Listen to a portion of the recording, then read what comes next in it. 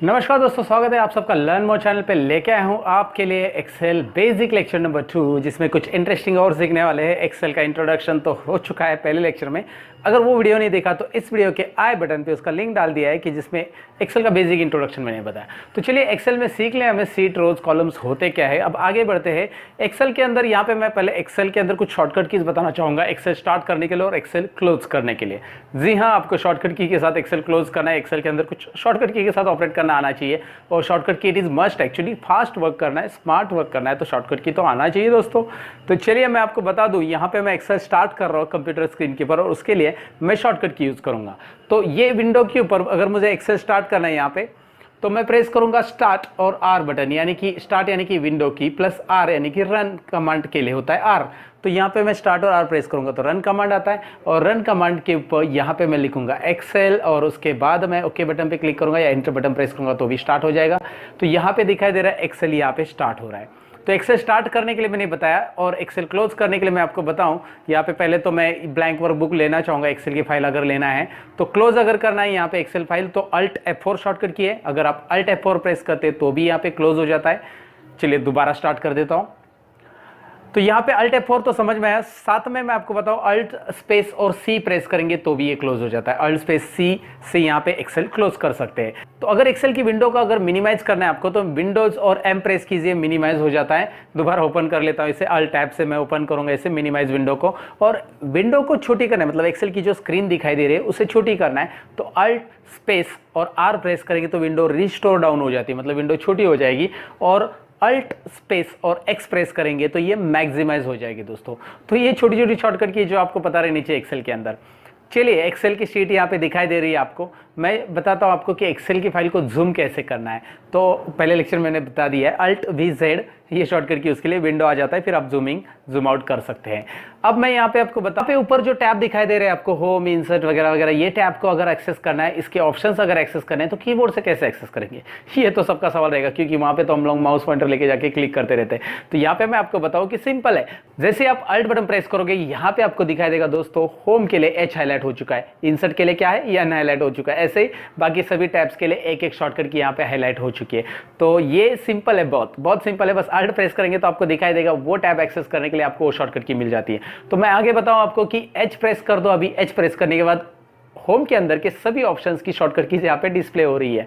तो यहाँ पे वो शॉर्टकट की प्रेस करके वो ऑप्शंस आप कीबोर्ड के मदद से एक्सेस कर सकते हैं। लेकिन ये सीक्वेंशियल शॉर्टकट कीज है, यानी कि अल्ट बटन आपको प्रेस करके रखने की जरूरत नहीं है। अल्ट प्रेस कर दो, छोड़ दो, उसके बाद आप एच प्रेस करो, छोड़ दो, फिर उसके बाद अंदर की शॉर्टकट की प्रेस करते जाओ। और कॉम्बिनेशन शॉर्टकट की जैसे कि आपको मैंने स्टार्टिंग में बताया, अल्ट F4 मतलब अल्ट होल्ड डाउन करना पड़ेगा फिर F4, ये कॉम्बिनेशन शॉर्टकट की होती है, दोनों एक साथ प्रेस करनी होगी। तो यहाँ पे याद रखना है ये सीक्वेंशियल क्या, कॉम्बिनेशन क्या। उम्मीद करता हूँ समझा होगा। तो आगे बढ़ते हैं, ये शॉर्टकट कीज तो मैंने आपको बताई। अब मैं एक्सेल में कुछ डेटा टाइप करने बताता हूँ आपको, डेटा कैसे टाइप करना है और उसके अंदर काम कैसे करना है, मतलब कुछ कैलकुलेशंस भी सीख लेते हैं इस बेसिक पार्ट 2 में। तो चलिए आगे बढ़ते हैं। तो यहाँ पे शीट के ऊपर मैं कुछ लिख रहा हूँ, जैसे मैंने कॉलम ए में, मतलब पहले कॉलम में मैं सीरियल नंबर लिख रहा हूँ, तो सीरियल नंबर मैंने यहाँ पे लिख दिया SR नंबर, शॉर्टकट में लिख देता हूँ, आपको समझ में आएगा सीरियल नंबर। दूसरा मैं लिख रहा हूँ नेम ऑफ स्टूडेंट। अभी मैं यहाँ पे कुछ स्टूडेंट का डेटाबेस एंटर करना चाहता हूँ तो नेम ऑफ स्टूडेंट मैंने यहाँ पे लिखा है। लेकिन यहाँ पे आप देख सकते हैं ये कॉलम जो है इसकी साइज जितनी है उससे ज़्यादा टेक्स्ट की साइज है। So text is not adjustable according to column size.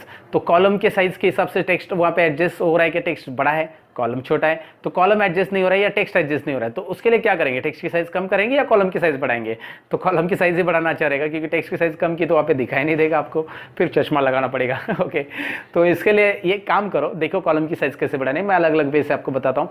एक तो आप यहाँ पे दिखाई दे रहा है आपको कौन सा कॉलम बढ़ाना है, बी का साइज बढ़ाना है। तो बी और सी के बीच में जो लाइन दिखाई दे रही है उसके ऊपर आप क्लिक करके ड्रैग कर सकते हैं माउस से, या फिर उसी के ऊपर डबल क्लिक करेंगे तो ये साइज बढ़ता है। तो कॉलम की साइज डबल क्लिक करेंगे तो automatically auto fit to content हो जाता है, जितने कंटेंट है उतनी बढ़ जाती है। और ड्रैग करेंगे तो आप जितनी चाहिए उतने बढ़ा सकते हैं। तो ये साइज बढ़ाने का तरीका है। और साइज बढ़ाने के लिए शॉर्टकट कीज मैं अगर बताऊं, चलिए मैं साइज कम कर देता हूं पहले इसकी और आपको दिखाता हूं कि इसको शॉर्टकट की के साथ कैसे करना है। अल्ट HOI, जी हाँ दोस्तों, अल्ट HOI। अल्ट H से होगा होम टैब, O से होगा फॉर्मेट ऑप्शंस, उसके अंदर I में होगा auto fit column width, that's it. ये इतनी सिंपल है, लेकिन आपको लगता होगा अरे इतनी बड़ी शॉर्टकट की, इससे अच्छा मैं माउस से कर लूँ। वो कौन सा बुरा है, लेकिन दोस्तों माउस से करने में कोई बुराई तो है ही नहीं है, मैं ये नहीं कह रहा हूँ, लेकिन माउस से करने से टाइम लगता है और माउस पे जाओ, फिर माउस पॉइंटर वहाँ पे लेके जाओ, फिर ड्रैग करो, और माउस से जब भी आप करोगे तो आपके सामने अगर थर्ड स्टैंडर्ड का बच्चा बैठा है तो वो भी एनालाइज कर लेगा कि इसने कॉलम की साइज ऐसे बढ़ाई। लेकिन अगर यही चीज़ आप शॉर्टकट की के साथ करते हो तो he will be shock, like कोई भी आपका कलीग भी ऑफिस का देगा, अरे ये क्या किया तूने, मुझे ज़रा बताओ। तो ये शॉर्टकट की सीखना बहुत अच्छा रहता है, ज़रा स्मार्ट ऑपरेटर लगते हैं अगर आप शॉर्टकट की यूज़ करते दोस्तों। तो ये मैंने बता दिया आपको कि कॉलम की साइज़ बढ़ानी कैसी है, यानी कि कॉलम की विड्थ कैसे बढ़ानी है। तो चलिए यहाँ पे हमने सीख लिया, अभी आगे बढ़ते हैं जिसमें हम लोग आगे कुछ टाइप करेंगे। जैसे यहाँ पे मैं लिखता हूँ सब्जेक्ट 1, 2 और 3, आगे की 3 कॉलम में आप सब्जेक्ट 6 तक ले सकते हैं। मैं बस आपको कैलकुलेशंस बता रहा हूँ, इसलिए एग्जांपल के तौर पे मैं 3 ही सब्जेक्ट ले रहा हूँ दोस्तों। तो उसके बाद आगे मैं इसकी टोटल करना चाहता हूँ तो मैं टोटल का कॉलम लेता हूँ। टोटल के बाद मैं यहाँ पे मैक्सिमम का कॉलम लेता हूँ, मिनिमम का भी ले लेता हूँ, उसके बाद काउंट का लेता हूँ, एवरेज का लेता हूँ, परसेंटेज का लेता हूँ। यहाँ पे आपको दिखाई दे रहे हैं इतने सारे कॉलम्स मैंने ले लिए हैं। इसमें मुझे कैलकुलेशंस करना है, यानी कैलकुलेशंस आपको पढ़ाना है।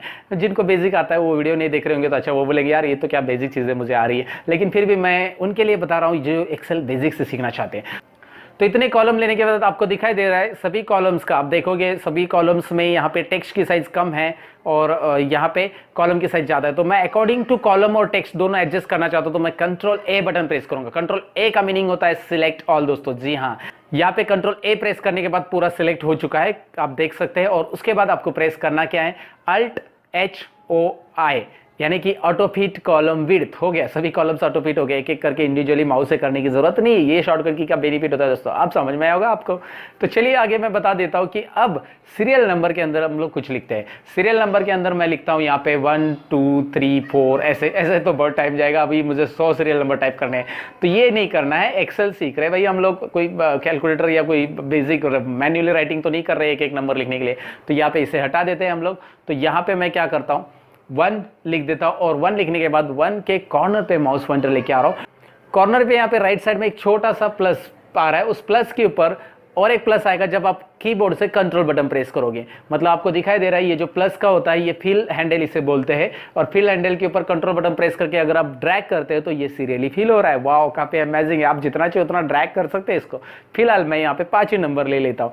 तो यहाँ पे सीरियली कैसे फिल करना है समझ में आएगा उम्मीद करता हूँ। इसे दूसरा तरीका बता देता हूँ यहाँ पे। चलिए ये डिलीट कर देता हूँ। यहाँ पे मैंने 1 और 2 लिख दिया है। 1 और 2 के बाद मैं दोनों को सिलेक्ट करूंगा। दोनों को सिलेक्ट करने के बाद यहाँ पे कॉर्नर पे फिर से माउस पॉइंटर लेके आ रहा हूँ फिल हैंडल पे, और छोटा सा प्लस आ रहा है दोस्तों, और उस प्लस पे ड्रैग करेंगे। फिल हैंडल का जो प्लस आ रहा है तो ड्रैग करेंगे तो आपको दिखाई दे रहा है वो सीरियली फिल होते जाएगा। तो इस तरह से भी आप सीरियली फिल कर सकते हैं। तो मैंने 5 स्टूडेंट एग्जाम्पल के लिए लिए, 5 स्टूडेंट के नाम भी लेता हूँ, ABCD कोई भी नाम ले सकते हैं आप एग्जाम्पल के तौर पे, किसी का भी नाम ले लो भैया। तो यहाँ पे अभी मार्क्स भी टाइप कर देता हूँ मैं। सब्जेक्ट 1 2 3 सिलेक्ट कर लेता हूँ 5 स्टूडेंट्स का, और रैंडमली कोई भी मार्क्स टाइप कर देता हूँ। मुझे जानबूझकर किसी को फेल पास नहीं करना है और मुझे किधर जेब से मार्क्स देने हैं, बस अभी यहाँ पे दे देने हैं ऐसे ही। तो चलिए यहाँ पे मार्क्स मैं टाइप कर देता हूँ।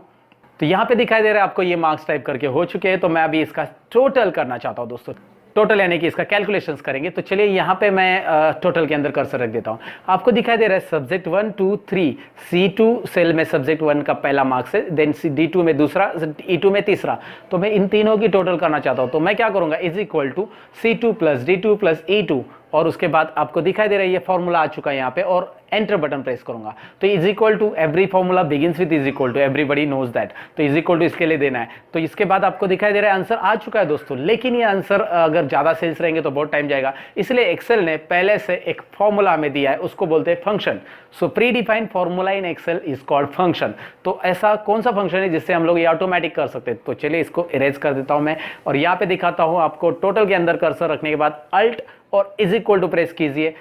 दिखाई दे रहा है यहाँ पे एक फॉर्मूला आ चुका है, is equal to sum C2 to E2, यानी कि C2 से लेकर E2 में जितने भी सेल्स है उन सब का यहाँ पे सम होगा। चलिए एंटर बटन प्रेस कीजिए, देखिए क्या आ रहा है, आंसर आ रहा है। वाह काफी कमाल की बात है ये दोस्तों, एक्सेल के अंदर रेडीमेड है। और आपको करना क्या है, अभी यहाँ पे कर्सर रख देना है और उसके बाजू में जो फिल हैंडल बटन दिखाई दे रहा है उस पर डबल क्लिक कर देना है। बस डबल क्लिक करने से आंसर आपका यहाँ पे सभी सेल्स का आ जाएगा। मतलब 1000 भी स्टूडेंट्स रहेंगे ना तो भी आपका आंसर चुटकियों में आ जाएगा। यू दोस्तों, मेरी चुटकी नहीं बज रही है, मुझे आती भी नहीं बजाने वैसे, लेकिन आपका आंसर यू आ जाएगा दोस्तों। तो यहाँ पे ये समझ में आएगा दोस्तों कि किस तरह से ये करना है। ये सिंपल है, इसके लिए शॉर्टकट की भी है, मतलब आपको फील करने के लिए शॉर्टकट की अगर जानना है तो कंट्रोल डी है। मतलब आपको दिखा देता हूँ, पहले सेल में आंसर निकाल के रखा है मैंने यहाँ पे, तो मैं सभी सेल्स को बाकी ऐसे सिलेक्ट कर लूंगा, माउस से सिलेक्ट करेंगे या कंट्रोल डाउन एरो से आप सिलेक्ट करेंगे तो भी चलेगा, कंट्रोल शिफ्ट डाउन एरो, तो यहाँ से ये सिलेक्ट हो जाता है। तो उसके बाद कंट्रोल डी बटन प्रेस करेंगे तो ये आंसर या फॉर्मूला रिपीट हो जाता है, कंट्रोल फील डाउन बोलते हैं, कंट्रोल डी से यहाँ पे फील डाउन हो जाएगा और आंसर आपको मिल जाएगा। तो सम कैसे करना है उम्मीद करता हूँ आपको समझा होगा। सम करने के लिए आपको बस अल्ट इज इक्वल टू ये शॉर्टकट की यूज करना है। उसके अलावा इसे डिलीट करके आपको मैं दिखाऊं इज इक्वल टू सम, ये टाइप करके C2 टू E2 अगर आप सेल सिलेक्ट करते हो तो ये भी यहाँ पे टोटल आ जाती है दोस्तों। तो सिंपल है, टोटल निकालना कोई मुश्किल है नहीं है, इस तरह से आप टोटल निकाल सकते हैं। सबकी टोटल यहाँ पे दिखाई दे रही है। अब बारी है यहाँ पे हमें मैक्सिमम निकालने की, तो मैक्सिमम कैसे निकालेंगे चलिए मैं बता देता हूँ। इज इक्वल टू मैक्स और सेल सिलेक्ट करेंगे हम लोग C2 से E2 तक और यहाँ पे एंटर बटन प्रेस करेंगे तो मैक्सिमम आएगा, डबल क्लिक करेंगे तो आंसर आएगा। लेकिन इसके लिए शॉर्टकट की कोई है क्या? अगर आपके मन में है कि जैसे alt is equal to press किया था सम के लिए, वैसे इसके लिए क्या है, तो चलिए यहाँ पे बता देता हूँ। शॉर्टकट के साथ भी हो सकता है दोस्तों। आपको यहाँ पे मैक्सिमम में कर्सर रखना है और अल्ट प्रेस करने के बाद एच प्रेस करना है, एच यानी कि होम टैब में जाओगे।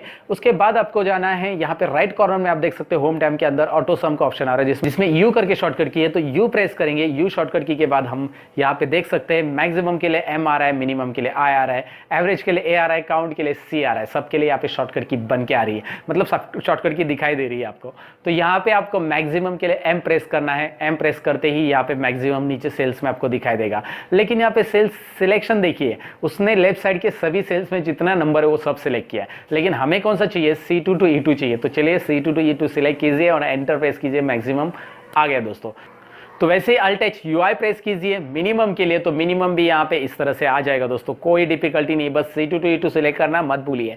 अल्ट एच UA एवरेज के लिए, अल्ट एच UC काउंट के लिए, ऐसे ही आगे के कॉलम्स में आप यहाँ पे कर सकते हैं। और आपको पता है कि वहाँ पे C2 टू E2 सिलेक्ट करना है और दैट्स इट, और सबका आंसर यहाँ पे इस तरह से निकालना है दोस्तों। कोई डिफिकल्ट नहीं है, ये शॉर्टकट कीज आप प्रैक्टिस करेंगे तो आ जाएगा। आपको लगेगा यार इतनी लंबी शॉर्टकट की नहीं है, जब आप इसका प्रैक्टिस करेंगे तो ही आ जाएगा। Practice makes man perfect. Okay, तो चलिए दोस्तों, यहाँ पे ये तो हो चुका है। परसेंटेज के लिए कोई यहाँ पे रेडीमेड फंक्शन नहीं है, लेकिन फॉर्मूला तो हम दे सकते हैं। परसेंटेज के लिए फंक्शन नहीं है, फॉर्मूला कैसे देंगे? इज इक्वल टू टोटल को सिलेक्ट करेंगे, obtain marks divide by 300 into 100। अब ये 300 कहाँ से आया? क्योंकि तीनों सब्जेक्ट 100 मार्क्स के हैं, तो तीनों का 300 हो जाएगा इंटू 100। तो आपको समझना है यहाँ पे कि आउट ऑफ मार्क्स जो होते हैं उसका रेशियो 100 से रहेगा, उससे हम यहाँ पे कैलकुलेट करेंगे। तो यहाँ पे परसेंटेज आ चुके हैं। तो करना कैसे ये आपको समझ में आया होगा, उम्मीद करता हूँ ये कि परसेंटेज कैसे कैलकुलेट करना है। परसेंटेज को आप इस तरह से भी लिख सकते हैं, is equal to total divide by 3 इसलिए क्योंकि 100 का जो 2 जीरो है 300 के साथ क्रॉस मल्टीप्लिकेशन में चला जाएगा। अगर वो मार्क्स 350 में से रहते तो 3.5 करते, ऑफकोर्स ये ऐसे होता। परसेंटेज और एवरेज ये सिमिलर नहीं होते, लेकिन यहाँ पे ये सिमिलर आपको दिखाई देंगे।